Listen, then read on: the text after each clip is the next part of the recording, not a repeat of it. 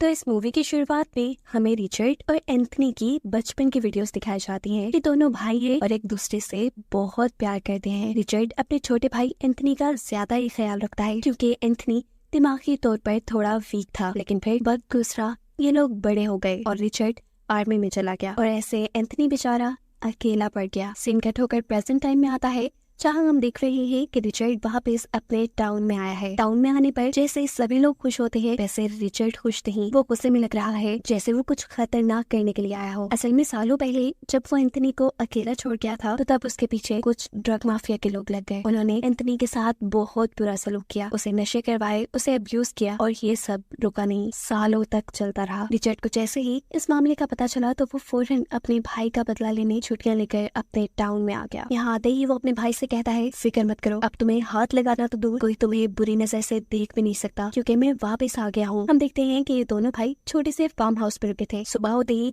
वो अपने भाई की मुजरिमों की तलाश में एक कैफे में चला जाता है जो कैफे ड्रग माफिया के लीडर का था। कैफे में उसे नजर आता है हार्पी नाम का एक आदमी जो ड्रग सप्लाई का काम करता है। रिचर्ड काफी देर तक जब उसे घूरता रहा तो इस आदमी ने भी रिचर्ड से पूछ लिया, ओए क्या बात है। उसके इतना कहते ही रिचर्ड भी यहाँ गुस्से से चिल्ला जाता है और उसके गुस्से से डरते हुए ये आदमी यहाँ से जा चुका था। ऊपर जाकर वो ड्रग माफिया से ड्रग लेता है और अपने घर के लिए निकल ही रहा होता है कि उसके सामने दोबारा रिचर्ड आ चुका था। रिचर्ड को देखते ही उसकी सांसें फूल जाती हैं। वो डर रहा था पर रिचर्ड उससे हाथ मिलाता है और कहता है, मुझे माफ कर दो, मुझे चिल्लाना नहीं चाहिए था तुम पर। वो आदमी कहता है, कोई बात नहीं। ये कहते ही वो यहाँ रुका नहीं था, यहाँ से भाग चुका था क्योंकि वो जानता था कि रिचर्ड एंथनी का भाई है। यही बात वो जाकर अपने दोस्तों को भी बताता है कि रिचर्ड यानी एंथनी का भाई वापस आ चुका है। ये सुनते ही उनकी आंखों के सामने वो सारे पल आने लगे जब उन्होंने एंथनी के साथ कुछ न कुछ बुरा किया था। अब यहाँ रात होने पर रिचर्ड एंथनी से कहता है, मुझे किस काम से टाउन में वापस जाना होगा। टाउन का नाम सुनकर एंथनी डर चुका था। वो कहता है, मैं नहीं जाऊंगा। रिचर्ड कहता है, ठीक है, तुम यही रुको, मैं अपना काम पूरा करके आता हूँ। यहाँ सीन कट होकर दिखाया जाता है कि हार्पी के घर पे किसी ने नॉक किया। हार्पी जब देखने के लिए बाहर जाता है तो वहाँ गैस मास्क पहना एक आदमी खड़ा था। हार्पी ने पहचान लिया कि ये रिचर्ड है। उसे लगा कि रिचर्ड उसे मारने आया है, इसलिए डरकर उसने अपने दोस्तों को भी बाहर बुला लिया। मगर बाहर तो अब कोई भी नहीं था। जब ये लोग घर के अंदर वापस आए तो दीवार पर उनके लिए वार्निंग लिखी थी जिससे इन्हें पता चला कि रिचर्ड इनके घर आया था पर अभी इन्हें मारने नहीं, सिर्फ इन्हें डराने धमकाने। वो मिशन में कामयाब हुआ, यानी ये लोग बुरी तरह डर भी गए। बहुत मुश्किल से ये रात गुजारने के बाद सुबह होने पर वो अपने गैंग लीडर के पास रिचर्ड का मसला लेकर जाते हैं कि वो इनकी कोई मदद करे। पर गैंग लीडर का तो अपना ही चेहरा रिचर्ड एक क्लोन की तरह बना गया था जिसका उसे पता नहीं चला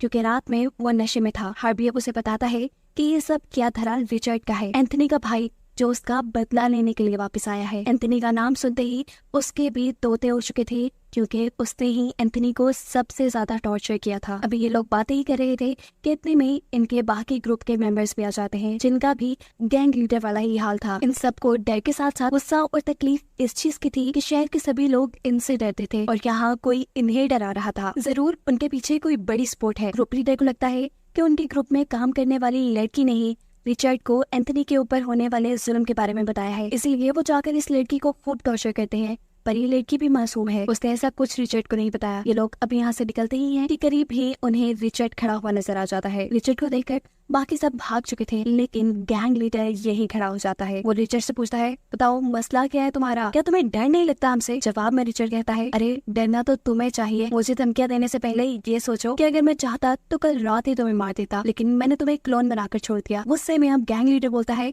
आखिर तुम्हें अब चाहिए क्या?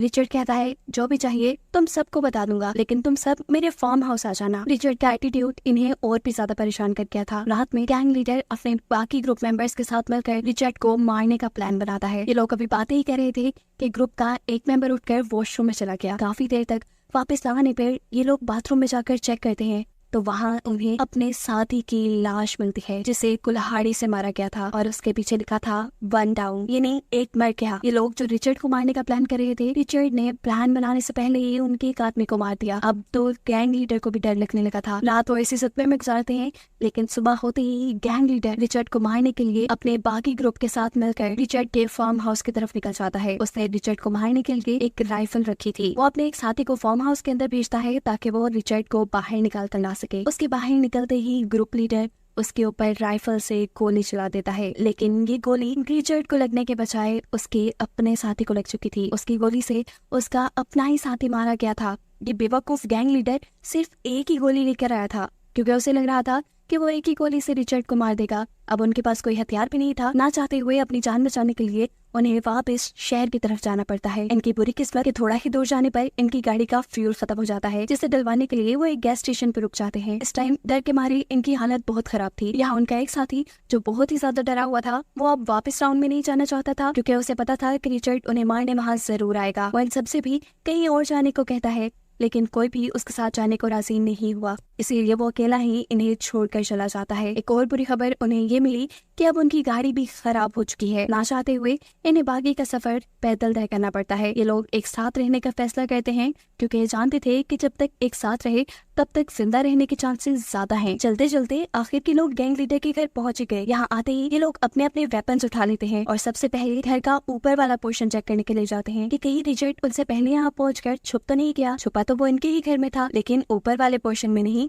अभी किचन में। वो यहाँ पर इनकी केतली में इनके ही ड्रग्स डाल देता है। ये लोग उसी केतली में चाय बनाकर पी लेते हैं, जिसके बाद इन सबकी हालत बहुत ज्यादा बिगड़ जाती है। ड्रग की डोज बहुत ज्यादा थी, जिससे ये होश खोने लगे थे। ऐसे तड़प रहे थे ये लोग जैसे बिना पानी की मछली। इस टाइम रिचर्ड उन्हें अपने भाई के दर्द का एहसास दिलाने के लिए थोड़ा सा टॉर्चर करता है और फिर गैंग लीडर को एक दूसरे रूम में ले जाकर उसके सर के ऊपर एक शॉपर बांध के उसके सर पे गोली चलाकर उसे मार देता है। जिसके बाद अब वो जाता है हार्बी के पास। वो हार्बी को मारता नहीं, उसे कहता है तुम थोड़े बेहतर लगते हो इन सब में, इसलिए मैं तुम्हारा इन जितना बुरा हाल नहीं करूंगा, लेकिन हाँ, इसके लिए तुम्हें मेरा भी साथ देना पड़ेगा। ये कहते ही रिचर्ड सूटकेस खोलता है, जिसके अंदर इनके उस साथी की लाश को तोड़ मोड़ के रखा गया था, जो सुबह में इन्हें छोड़कर टाउन की दूसरी तरफ भागा था। हार्बी ये देखकर और भी ज्यादा डर जाता है और रिचर्ड की मदद को मान जाता है। रिचर्ड को इनके ग्रुप के एक और मेंबर का पता चलाना था, जिसका नाम है मार्क। हार्बी रिचर्ड को उसका पता दे देता है, जिसकी पता चलते ही रिचर्ड हार्बी को गले लगाता है। उसने गले यहाँ दोस्ती के लिए नहीं लगाया, बल्कि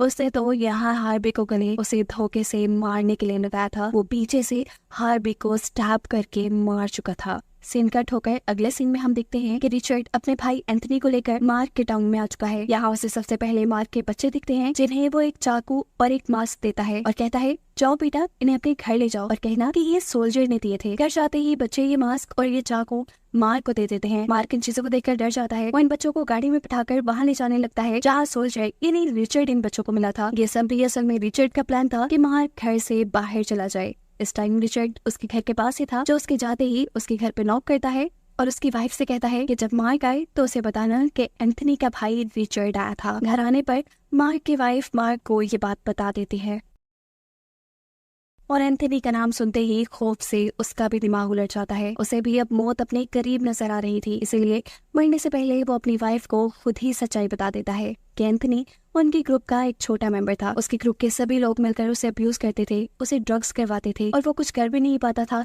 क्योंकि वो थोड़ा सा पागल था। मार्क अपनी वाइफ से कहता है मेरा यकीन मानो, मैंने कभी उसके साथ ऐसा नहीं किया, कभी उसके साथ बुरा सलूक नहीं किया, लेकिन हाँ, मेरी गलती सिर्फ इतनी है कि मैंने बुरा होने से रोका भी नहीं और मेरे ऐसा करने से ये बुराई इतनी बढ़ गई कि एक दिन ग्रुप वालों ने उसे बहुत ओवरडोज कर दिया। फिर अपनी हवस निकालने के लिए उसे बहुत मारा, फिर भी उनका दिल नहीं भरा। तब उसकी गले में फांसी का फंदा डालकर बार बार ऐसे एक्ट करवाया जैसे वो फांसी पर लटक रहा हो। उस टाइम एंथनी चिल्ला चिल्लाकर अपने भाई को बुला रहा था, लेकिन इन सब लोगों ने उसे ये कहकर चुप करा दिया कि अगर तुम ज्यादा चिल्लाओगे तो तुम्हारे भाई को गोली लग जाएगी, वो मर जाएगा। इस सब से भी जब उनका दिल नहीं भरा तो वो उसे एक खतरनाक अंधेरे से भरे कमरे में बंद कर गए, जहाँ एंथनी ने अपने आप को सच में फांसी लगाकर मार दिया। यानी यहाँ कहानी में बहुत बड़ा ट्विस्ट है। जिस एंथनी को हम रिचर्ड के साथ साथ देख रहे हैं, पता चला है कि वो एंथनी तो काफी सालों पहले मारा जा चुका है। रिचर्ड के साथ जो एंथनी हमें नजर आ रहा है वो तो सिर्फ रिचर्ड की इमेजिनेशन है। रिचर्ड को इस चीज का रिग्रेट था